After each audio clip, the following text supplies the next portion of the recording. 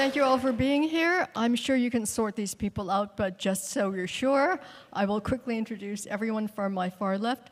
Elizabeth Perkins as Jackie, whom you'll see much more of as the series goes on. Eliza Scanlon as Emma. Good, bad Emma. Chris Messina as Detective Willis, maybe the only sane person in Wind Gap. Sure. Of course, Amy Adams.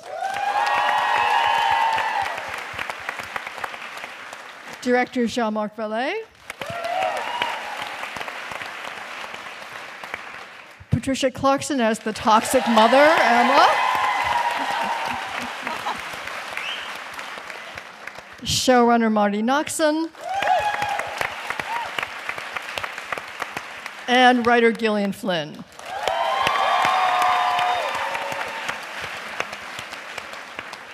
And if any of you want to make a joke after that intense screening, now's the time to do it, just to lighten the mood. Gillian, this is one of the things that I'm most fascinated by watching this. Camille not only cuts herself, but she cuts words into her body. Why that specific way of damaging herself?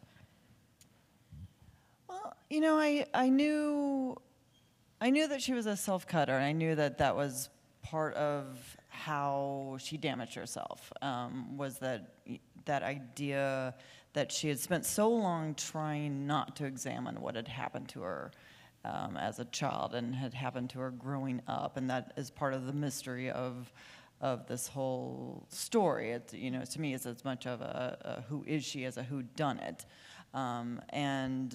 but she's also a writer, and she's also fascinated with words, and that idea that she has found a fascination with words, but again, not specific words. Nothing so specific that she's written the name of the killer on her skin, but that she has written words that are specific to her, that are specific to growing up in Wind Gap, and so that they are words that are specific to her pain. There are words that are specific to femininity.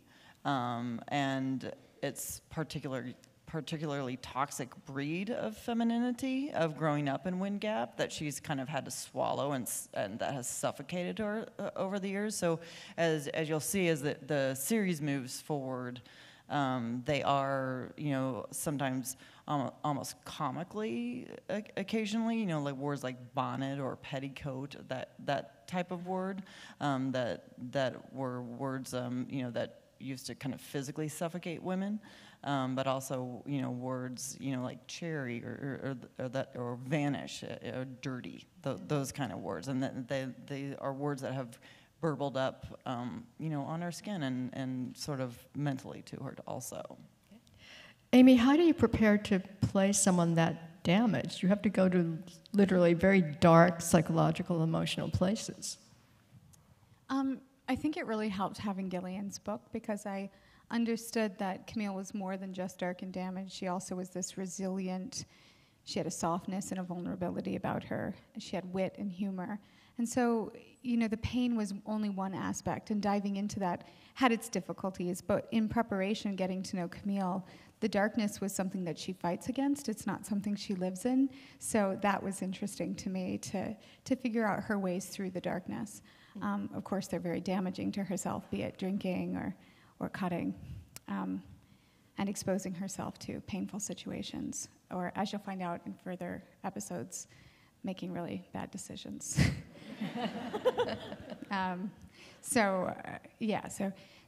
But I did, in preparation, Gillian, not only with her book, she gave me a reference called Bright Red Scream, which is sort of a collection of short stories which are true accounts from cutters, and that was really helpful to understand the psychology of pain behind that, and it's different for every person, but there's a common thread throughout, so that was really helpful.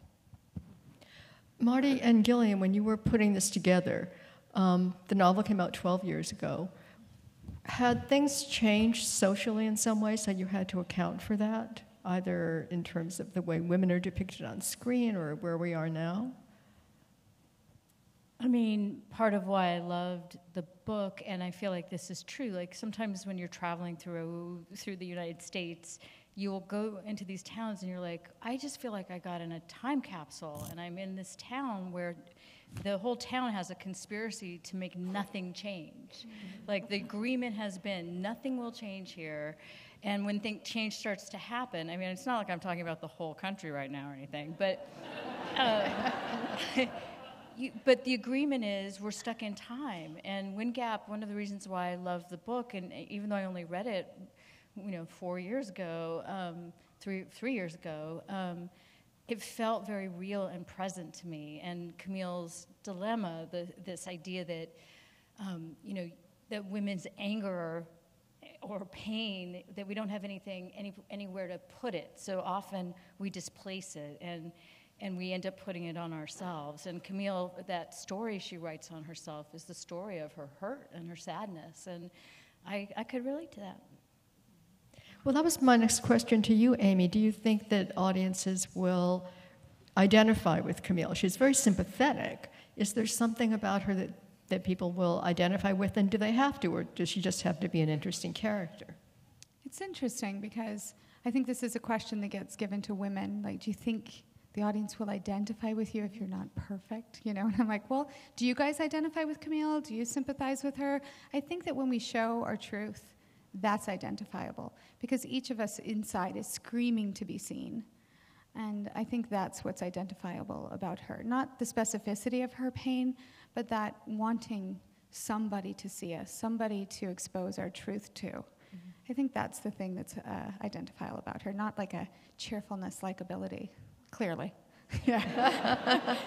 I keep joking that the hashtag for television 2018 is like hashtag women are people.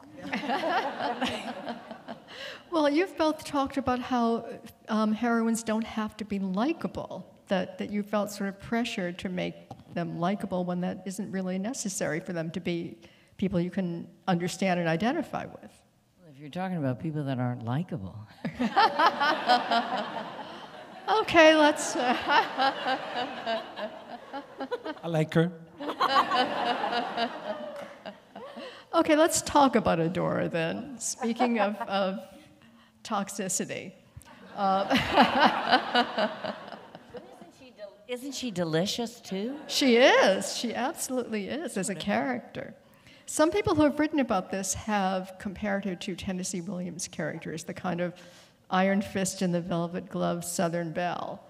Did you have any models for playing her on screen? Well, it's interesting because when I first read it, I played Blanche Dubois, 2004, Kennedy Center. And I hadn't been in that space. Where? What's that? And, it was so long ago, but for 13 years, I hadn't been in that territory in any character I've played. And, I was hesitant at first because I had these waves. I think I spoke to these two extraordinary women on the phone when I first got the offer. And it brought all of this rush of Blanche came roaring back into me. And I was battling it at first, and then I realized, no, it's the guiding light that I need for this character. It's not Blanche, it's Gillian. And I had, the extraordinary Amy and extraordinary man and Eliza and all these extraordinary people, but it was my guiding light, Blanche. I knew it led me down the path. So I was thankful for that. And where did her very whispery voice come from? I don't know, she Maybe says. exhausted. I wouldn't begin to know. Maybe. That just, like the body, the voice will always follow the body. I felt air in Adora. I felt an air in her, those shimmery fabrics all around me. It just kind of, I felt floating, like I was floating, maybe because of the darkness and the ugliness that exists deep inside of her. She's also super loaded. Well, Yeah, like all the time. no, Adora? Oh, heck yeah. No, drunk? Just mildly buzzed, No, always. No, yes. I mean, she's The whole town is buzzed. Exactly. You know? everybody's buzzed. Everybody. I'm It's sorry to in interrupt. Gap. But anyway, so yes, but the whispery voice came from somewhere. Jean-Marc, did you sign on for this before you did Big Little Lies? Am I right about that? Yes, it was before, and it was before, and I signed for all the episodes, and I was supposed, and then Reese and Nicole came with BLL, and I was supposed to do only one because I knew how the challenge would be. It would be quite a challenge to direct 8 episodes, and then things happened, and I directed all of them on BLL, and then this one, I tried to postpone this one a little bit. It didn't work out. I was tired, exhausted, and I had my whispered voice too. Wasn't always so whispery, but yes. When he speaks in French in the back seat while you're shooting, it gets very loud. So No, it's the Il va à droite, à gauche, non à droite. nightmares. Centre, attention!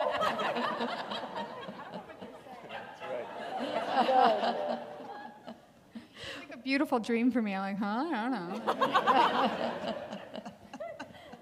Meanwhile, I was just getting wasted. I was like, just write some more stuff. I don't know. I'm just going to run another script here. Chris, Detective Willis is the outsider in Wind Gap. Does that mean that he can see the crazy more clearly, or is he just clueless? Where does he fit into all of that? I think he's just as crazy, but we just don't get to go home with him as much to see all his craziness. I mean, I always, in preparing it, I always thought he had his own demons, his own past, his own skeletons, and in a way, that's what one of the things that attracts him to Camille. So he's battling to be seen, to be heard, to be somebody, and here's this person that maybe sees him.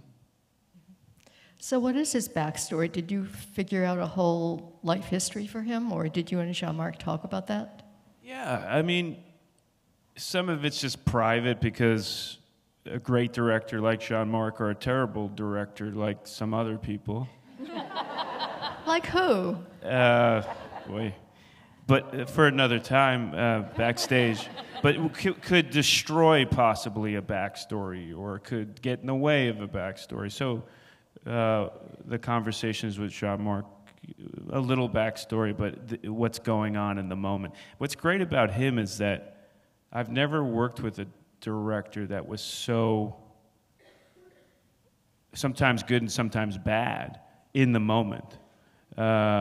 Discovering something, those fans that you see, those aren't in the script as I remember, but he's just discovering the beauty of those fans, and so what I mean sometimes bad is he'll turn the camera from you to those fans, and when that happens, you go, put the camera back on me. But then you see the show and you go, fuck, those fans look great.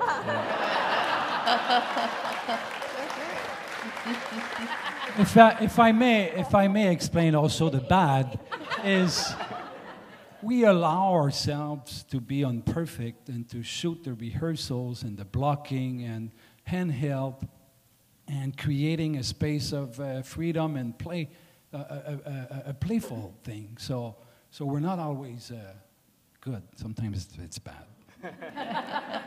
But it's very improvisational at times. Is it not really? not the words we speak, but just the way he moves forward with a scene. It's quite. How do you have time to do that? Because you're on such a tight schedule. It's HBO. Well, we find. I mean, He doesn't. I asked the same question a lot. I As a the beginning. showrunner, yes.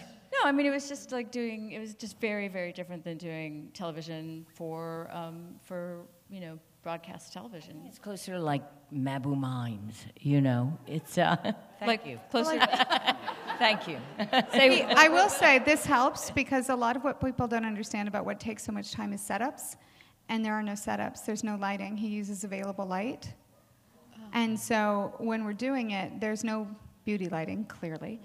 And, which is cool. It's cool. I'm game. It's cool for her character. I loved it, yeah. It gave me a very naturalistic feel. But in all seriousness, it is very freeing because you're not thinking about it. There's no mark to hit. There's no, I mean, yes, you have to find where you need to be for camera, and you end up in a dance with the cinematographer, and we had Orlando and Eve, two beautiful cinematographers that are very fluid and wonderful. Patrick, focus puller. I mean, like, the focus puller has to be like a magician because we're just moving and he's following us. And we're changing sometimes every take. Yeah, We're doing different things on every take. How you're able to do it is having a great team, and Jean-Marc has a really wonderful team around him that allows for that kind of flexibility. Yeah. Elizabeth, we haven't seen that much of Jackie yet, so tell us what you can about where she fits into the town and the series. I think Jackie's just here for the booze. That's a common thread. A lot of people are just there for the booze. Jackie sort of knows everything, but doesn't reveal anything at all. I think she's Adora's pawn. I think she loves Adora deeply, but also would love to kill her. And I think she feels incredibly maternal towards Camille. Camille is sort of the child that Jackie never had. And she finds Adora to be a tough act to follow. Did you work out a backstory for the two of them? Because there's some history there, obviously, between Adora and Jackie. Definitely a big history there. We sort of invented our own. No, and you helped kind of absolutely bring that out as we went through the process, went through these episodes. You looked for moments. I think we experimented in college. Yeah. That's what I just carried around with me. You know, I had that as my subtext in a scene, and I didn't tell you. I feel like that's your subtext in a lot of scenes. I'm just saying. It's my subtext right now. Thus the whispery voice. Well, Jackie's also very brash and colorful. Yes. Did you use the character that way, Jean-Marc, to sort of make a contrast with how drab Camille looks, or just to brighten up or add a little humor to this very intense show? Well, I did. I mean, I don't know if Jean-Marc considered that, but I think we were on the same page with that. I mean, they wrote, Gillian wrote that character, Marty came in, and she did this read for us, and that blew us, that blew our mind, and we went, oh my God, that's an amazing Jackie. I don't know if she was like this in your mind, but everybody went, all right, that's it, that's Jackie. And she came, you know, with the manners and the accent, and it could be over the top, but it works. It's realistic, and you like her, and you go, oh, and she speaks too loud, and and she laughs too loud, and so it's. She's incredibly layered, and she's really the only maternal. Yeah, I think she's very, very hurt underneath it all. That a lot of that's a mask. I think she's been under Adora's thumb since they were in middle school, and she longs to be her and longs to be the mother of Camille, but she can never get there. She can't. I mean, Jackie's always been one of my favorite supporting characters of all my books, and you know, and Elizabeth does her beyond service, and you know, and more, and we were able to flesh her out even more, having these 8 episodes to play around with her and give her these extra, you know, backstories and side stories, and I love all the drugs, and I just love the drugs. But she has a full arc over the whole series. I mean, so stay tuned. I mean, it is something to behold. Scene at the end in the prison. Mm-hmm. What's the next question? You didn't hear anything. Did you hear something? I suddenly said something. When they were visiting me.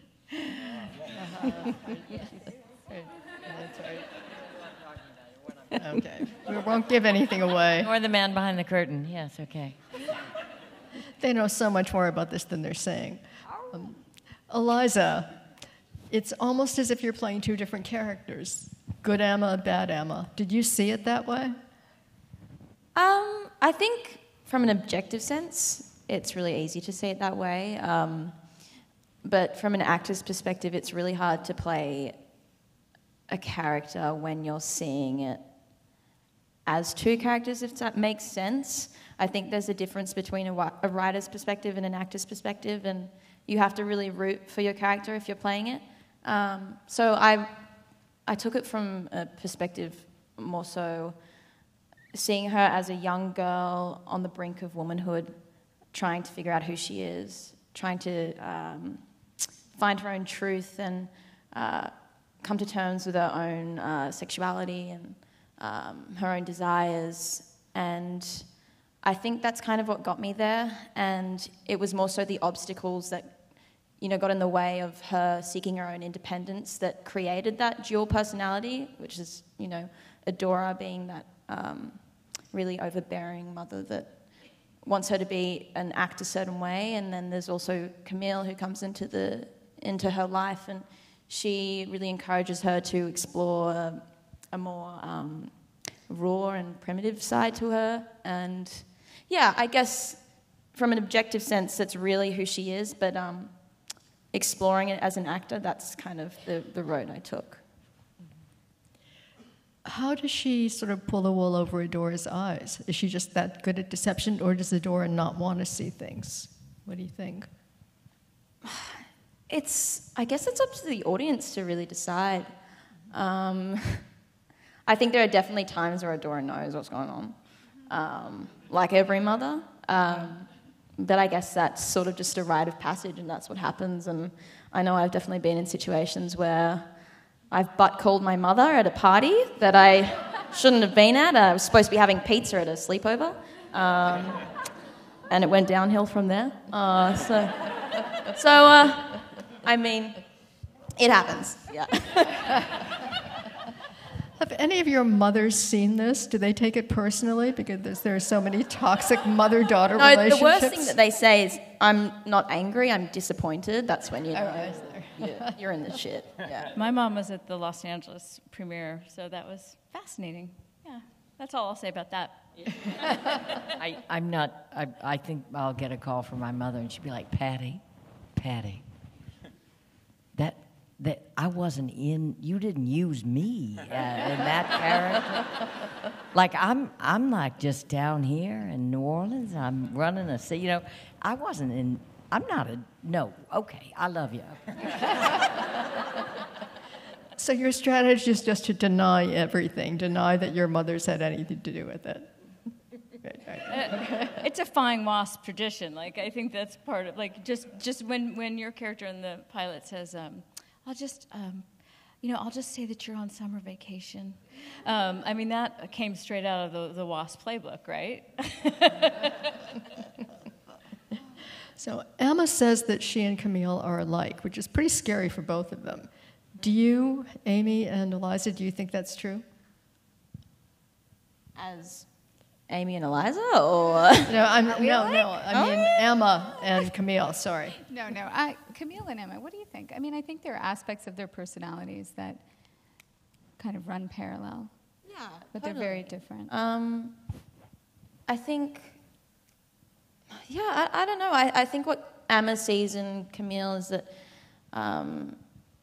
a camaraderie that she's always wanted, and a sisterhood that she's always wanted. And I think Camille has been longing for that for a long time with a sister who's passed. And I think they both kind of find a sense of peace with one another, knowing that they both share in that loss. Yeah.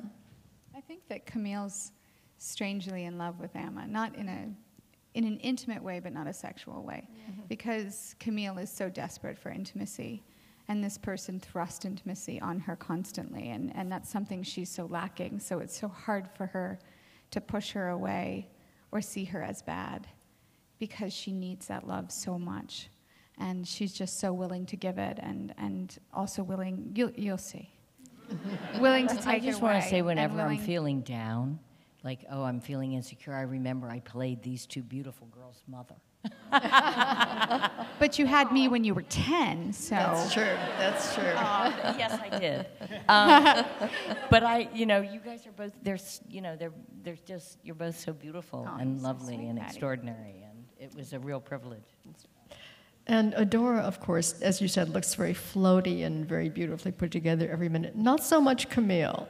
Was it? I think we've touched on that already. Yes, but Feeling a little vulnerable. No, I'm kidding. but I'm wondering if that was freeing for you as an actress not to have to So get freeing. glammed up every day. You know what? You'd think, like, at first I was like, this is awesome. It's going to take me like 10 minutes to get ready. I'll just leave my makeup on from the day before I wash my hair. But then there were the scars, which took like 3.5 hours. And that was more confronting than being natural. I've been sort of natural, maybe not this deconstructed, but I've been natural in other projects. So I feel very safe showing the truth of my face. But exposing, I was stood in front of a mirror for about 3.5 hours every time I had scars on. And I was pretty much naked. And that, I don't know if any woman over a certain, well, some women, but not me, really spend a lot of time looking at themselves naked in the mirror. And I don't highly recommend it for some women. But it was good because it put me in a really vulnerable place and made me confront myself in a different way and expose myself in a way that really felt vulnerable. And I know that any time Camille shows her skin, there's a great vulnerability and a fear there. So it really served me. And that was so helpful. So my low self-esteem came in handy.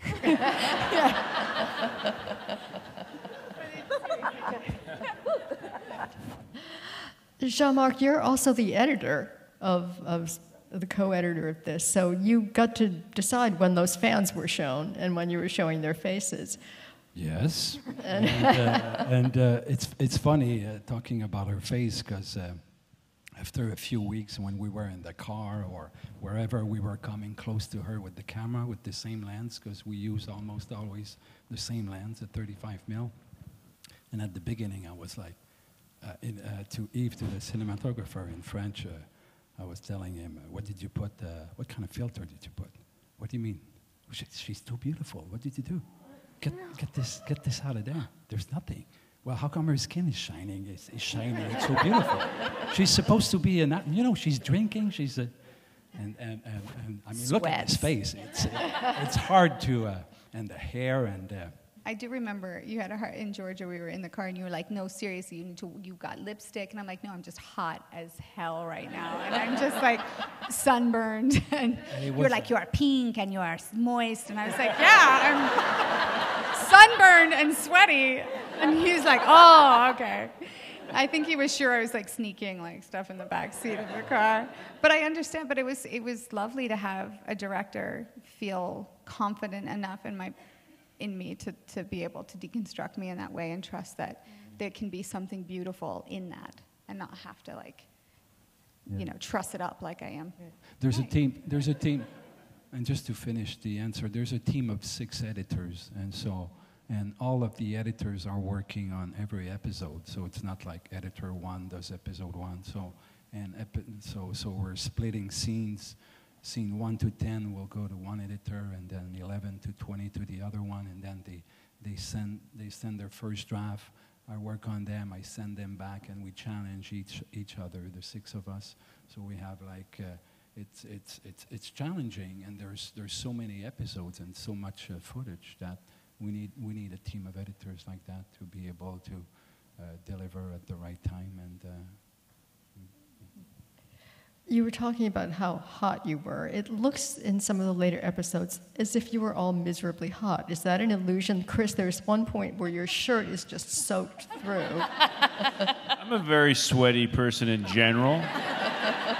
Normally on films or TV shows, they change my shirt, or sometimes they blow dry under my armpits. But the sweat really worked for me in this one. There are a few times where they had to de-sweat me because it was so hot in Atlanta. It looked like I just got out of the shower, you know. But yeah, I mean, that was one of the great things about being on this show is they wanted it real. They wanted it raw in your, whether it be sweat or they wanted your heart, you know. They asked that of you in the scripts. Jean-Marc asked that of us as actors. And then looking across, I mean, this was a master class all around for me, from the writing to the directing to these extraordinary actors. I have a great story of Patty. We did this scene where we're walking through the house. One of the great acting lessons I've ever gotten. So those of actors out there, steal it. And we were walking through the house. We don't have all that much to do, and I was cherishing my time with her. She's got this like 4-page monologue. I interject a couple lines, listening. And the way he works, again, there's not any rehearsal. There's no lights. We're moving quickly. And Patty says to me, they say rolling. First time we're doing it. She says, I don't know what's going to happen. And I said, well, let's walk the tightrope, Patty. And he says, action. And she turns to me and she says, let's fail. And she was extraordinary. I think we did one take. She was amazing. And it was, again, one of the greatest acting lessons you can get, to fail, to take that pressure off yourself and just, there is no wrong, there is no right. And I think he gave us that umbrella to work under. And Patty and these people took it. So I just followed their lead. Who knows if he gave it? He was always talking in French. That's how he worked. It was quite extraordinary. And that, you know, remember that scene? We didn't even, and then he was like, oh, when you come in and like talk about your wallpaper and your lights and the things in the house. I already had 4 pages, and I was like, but this is, you were always kind of upset. I'm using my theater voice. But you know, he always was upsetting the apple cart, which was fabulous in a way, because it really freed us, because it didn't matter. It did. Everything was highly emotional and highly personal and serious, but it was also freeing in a way that was quite, was unforgettable in all of my experiences in this industry. I love Eliza. So I'm sorry, I've done this so many times, but now I'm going to do it in front of you. She would sometimes come to me and go, is this normal? is this normal? Like, it happened in the makeup trailer. I think it was my favorite. All the time. Is this normal? I'm like, no. It's fine. Everything's cool. You're brilliant. But it's not normal. I mean, I'd come from doing a soap opera in Australia. It's called Home and Away. I'm sure some of you in this room have heard of it before, and it's all about hitting your mark, getting the job done really quickly. I was playing like a psycho character, just totally stereotypical. And then coming into this, I was like, is this normal? Is this actually normal? Amy, is this normal? Yeah. I was totally, out of my She depth. was brilliant. I mean, brilliant. I said it. I've spoken behind your back, and I know I've told you, but I want to say in front of this big audience what a pleasure you were to work with. You would have a maturity beyond your years. So. Amy had a spontaneous clap when Karen started to talk to Eliza, because watch this beautiful young lady. She's a rock star. She's Brilliant. Incredible.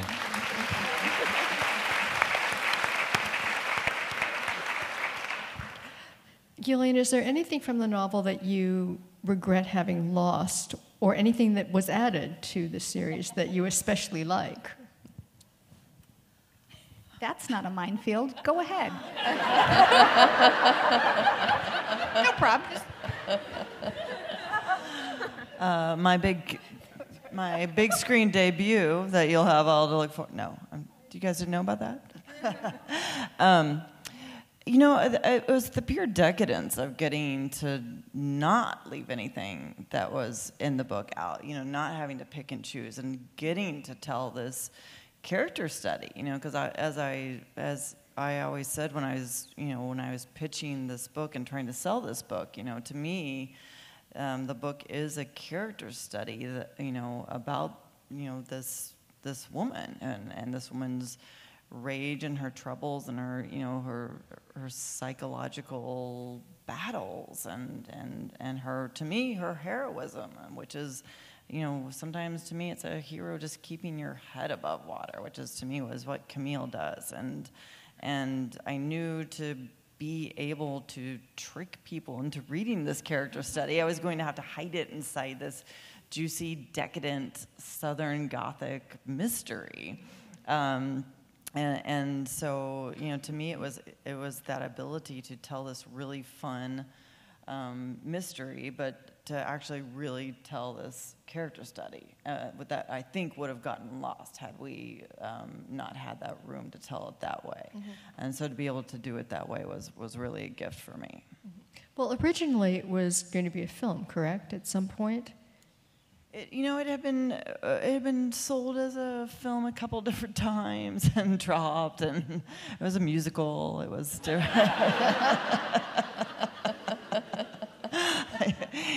You don't even want to hear that big dance number. That was not. It was. But you know, it had mostly just sat. It had sat while Hollywood was waiting to be ready for this kind of story. To tell you the truth. Well, what made them ready? You know, I think it was this time period. I think it was getting ready to. You know, I think we've always lagged behind in telling stories about women that are equal to men's stories. You know, and here we are. You know, we've told the anti-hero stories. We've told, you know, the Walter Whites and the Tony Sopranos and the Don Drapers, and we've never asked, you know, oh gosh, are they sympathetic? Can we identify with these guys? You know, I don't think Bryan Cranston had to say, like, you know, kind of did you deal meth? You know, like, is your character sympathetic enough? You know, but I think now we're at that point that we can tell those stories about women, that people are interested in those stories now. Mm-hmm. Yeah, and I started on Buffy the Vampire Slayer 20-something years ago. And what's weird is you feel like the cycles of history, you know, like have done this for a generation and then another generation. Is it what, every 10 years? Some generations, whatever. You know, for long, we went after that where it felt like we were like at this moment and it was kind of a revolution, back to being told, you know, no, we don't want those women. They're too complicated. People just want, you know, simple female characters, you know, strong female leads. And so I went out of that world into this other world where nobody wanted the stories that Gillian and I, like, lived to tell.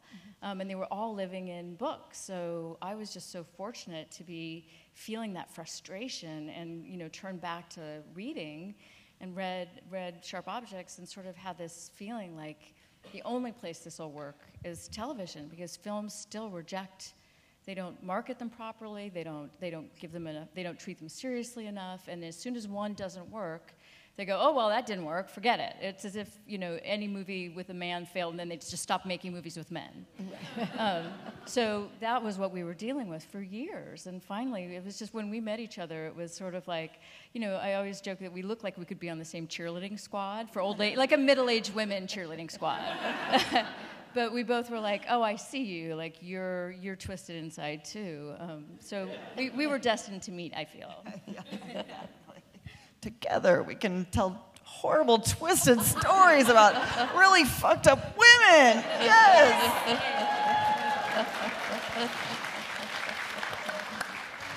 No, I know you were joking when you said it was a musical, but music is very important to you, Jean-Marc, in this.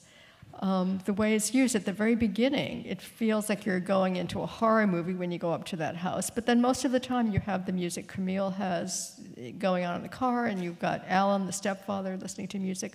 What were you doing with all of that? Well, I mean, it's one of the pleasure I have to tell stories with wonderful actors and this toy that is cinema and also music. And so through the years, I've learned to explore that kind of storytelling and language that uses music in the story, in the center of the story, in the lives of these characters. And then with Sharp Objects, there was already some music references from the book, and Marty and the writers also put some in here and there. And then on every project, I try to find a character or two that will become the sources. They will be the one that will play music more and it will feel that just like us in life, they listen to music. And the storytellers, the writers or directors, and the people who made the film or the series are not the one who are playing a score that the characters don't hear. So in that case, it was Alan, it was Alice. I was wondering what kind of music she was going to listen, and I couldn't find until this idea came in of giving this girl an iPhone with a lot of music in it, and she will use this iPhone to get to know that girl better and to think about her past and her rehab and think about... Episode 3. Episode 3 is the explanation of that. And then, so you saw her using in episode 1 the iPhone, and you'll see it more and more. So it is, it generates emotion. Of course, it's there on the page, and there's no music, and we read a great script, and we're touched, and we want to cry, and we laugh. And then these actors came in, and I feel, I'm the first audience, and I feel the same on the set. And there's still no music and no editing. And then in the cutting room, as you start to play and to edit and to use some tracks sometimes, even if it's a hip-hop track, we tried a scene with Amma and Adara, with Eliza and Patricia, where Tupac is playing Dear Mama. Oh, and it's beautiful. She plays that, and she goes to her mother, and she hugs her, and they start to just dance a little bit, and it creates a tender moment between these two that we rarely see, and it uses music in a way where we mix it also in a way where it feels like it's coming from the room. It's not coming from outside, from the filmmakers, So. Amy, you're also an executive producer on this, which for some actors is just a title, but you took it to heart, didn't you? Yeah, probably more than anyone thought I would.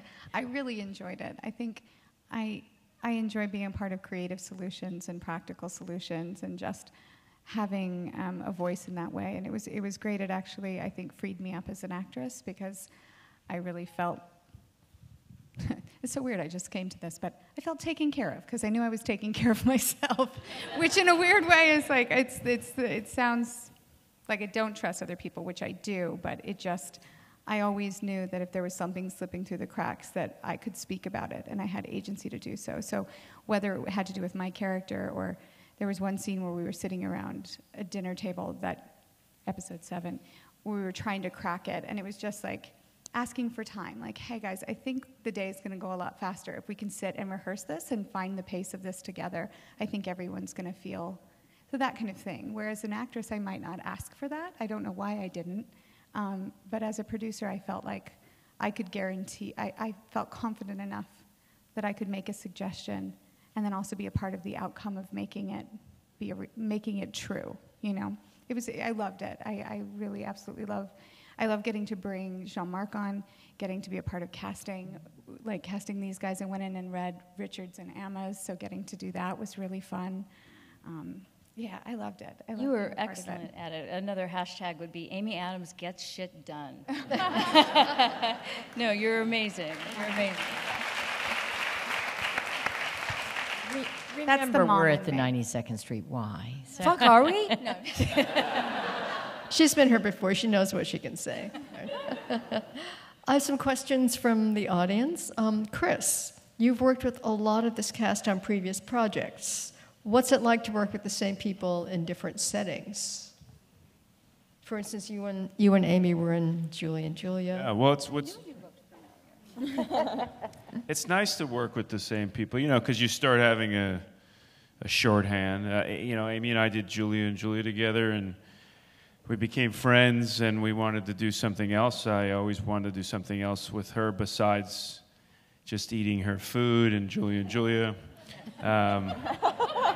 So, you know, this was just a perfect thing. She called me and said, you know, I'm doing this project and read the book, and you want to come in and read, you know. So it was awesome. But I think, and then Patty and I did Vicky Cristina Barcelona together. So you get to know these people, and you develop a shorthand, and then you can get to a place, I think, a bit quicker. Yeah. For Amy, how is doing a TV show different from doing a movie? I think that the one thing on this that I noticed, the pace is a little bit more brisk. And so it takes a different type of endurance. And the way that you arc a character is a little bit different. You just have to expand it a little bit more and have a little bit more patience, I think. A little more trust in each episode being a part of a larger story.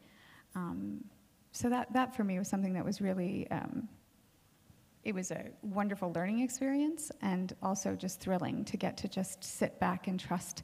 You know, I realized also that I like a fast pace. I work well when things are moving quickly. It keeps me sharp, keeps me on my toes, keeps me lubricated. I'm ready to go. So I really enjoyed it. But it was definitely an endurance test, you know. Yeah. This is for Eliza. What drew you to this project? I don't think there was anything in particular because I was still in school and I was still dreaming about being an actress. So just the email in my inbox, I was like, yes, please. And I'm sure there's a lot of actors out there who definitely feel the same, and I'm still the same way right now.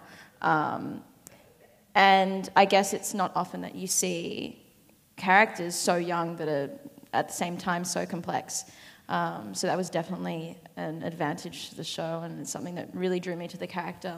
But yeah, I was in grade 12 doing the HSC, which is the higher school certificate in Australia, and it's quite hard, and I decided to really take some time off acting and to really focus on school, and there was just a break in between an exam block where I did the audition. And I mean, when you're young and you're starting out as an actor, you just go for everything.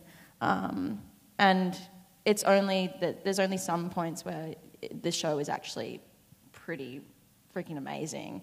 And this show was definitely one of them. So I felt very lucky to even just get a call back and be a part of that process. Yeah. Who found her? David Rubin, right? David Rubin. Casting David director. Rubin and Amy had the instinct of, Yeah, okay, I let's think meet this girl. And Marty Gillian and I, there was another lovely, there was two other actresses we brought in, both who were lovely, but Eliza had this quality of immediacy that Amma needed to have, and she needs to be able to make me fall in love with her, outsmart her, and also carry this duplicity, which for a young actress is such a big calling, and she just nailed it in the audition. I was like, she left and we were all like, okay. I was like, I think she outacted me. She's going to walk off the stage and be... I'm pretty sure. I kept trying to like trick her and maneuver her, and I just couldn't. I was like, this is going to be fine. I was like, oh, this is going to be fine. I just remember watching her, and I was just like, she's not just like acting with Amy. I was like, she's playing with Amy. I was like, she's like, hold on, like, wow. She's like, toying like, with me. yeah, she was like, Yeah, I was like, she's kind So of impressed. I can't even remember what I did, so. Yeah. You played walked with out my like- hair. You like were. And that's why I have you'd given Amy her the sitting between the direction. two of us. I was And- like, I'm not sitting by Eliza. I'm like, keep us between. She scares me. I have a question for Elizabeth. How do you think the miniseries format allowed you to develop your character? Well, it gives you time, a lot more time. I think, in particular, this story was really served well by the 8-episode format because it allowed everybody to be much more fleshed out than if we were just given 2 hours to do a film about it. It allowed you to sort of really experience the world of Wind Gap. I mean, I sort of look at the first episode as just sort of setting the table for this feast, you know, and usually in a film that would be sort of the opening credits. So it really allows you to experience it in greater detail. Patty, how did your experience growing up in New Orleans influence the development of your character? I don't know who this is from. Maybe your mother. I don't know. No, I grew up very middle class. I grew up outside of New Orleans in Algiers, which is the suburbs, but I definitely knew the more genteel side of the very steeped Southern culture that exists somewhat in New Orleans. I mean, New Orleans is uniquely Southern. But, of course, it's in my blood. It's in my soul.